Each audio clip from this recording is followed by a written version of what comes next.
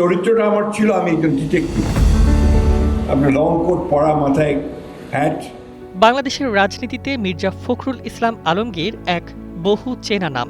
দীর্ঘ রাজনৈতিক জীবনে বিএনপির মহাসচিব হিসেবে দায়িত্ব পালন করেছেন এবং এবার দেশের ২৩তম রাষ্ট্রপতি নির্বাচনে দলীয় প্রার্থী হয়েছেন এই জ্যেষ্ঠ রাজনীতিবিদ। বিএনপি তার প্রার্থিতা চূড়ান্ত করার পর রাজনীতির পাশাপাশি তার ব্যক্তি জীবনের অনেক অচেনা অধ্যায় নতুন করে আলোচনায় এসেছে। তবে রাজনীতির মাঠে মির্জা ফখরুলকে সবাই চিনলেও মঞ্চের অভিনেতা মির্জা ফখরুলকে চেনেন কতজন?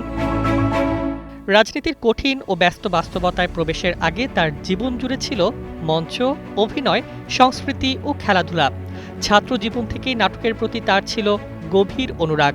তৎকালীন ঠাকুরগাঁওয়ের ফণী ভূষণ পালিদের কাছে হয়েছিল তার নাট্যজীবনের হাতেখড়ি। রাজা অষ্টম এডওয়ার্ডের অভিষেক উপলক্ষে ঠাকুরগাঁওয়ে যে ঐতিহ্যবাহী নাট্যচর্চার বিকাশ ঘটেছিল, মির্জা ফখরুল ছিলেন তারই প্রত্যক্ষ অংশ। মঞ্চে শুধু অভিনেতা হিসেবেই নয়, নাটকের পেছনের কারিগর অর্থাৎ নির্দেশক হিসেবেও সমান দায়িত্ব সামলেছেন তিনি। নগদ নিয়ে এলো হার না মানা হার অফার। সর্বনিম্ন ১০,০০০ টাকা রেমিটেন্স নগদে পাঠালে থাকছে স্বর্ণের হার জেতার সুযোগ।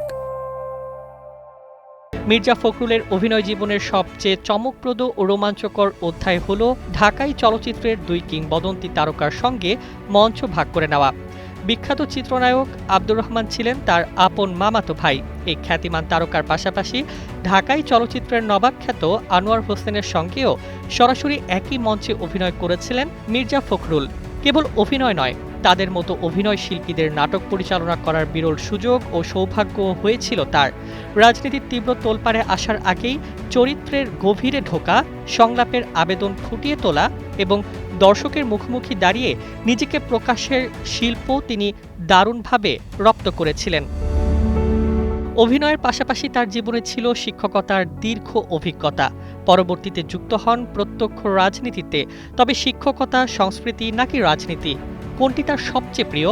জনপ্রিয় ম্যাগাজিন অনুষ্ঠান ইত্যাদিতে দেওয়া এক সাক্ষাৎকারে মির্জা ফখরুল অকপটে স্বীকার করেছিলেন, নিঃসন্দেহে সাংস্কৃতিক জগৎটাই বেশি উপভোগ্যের বিষয়।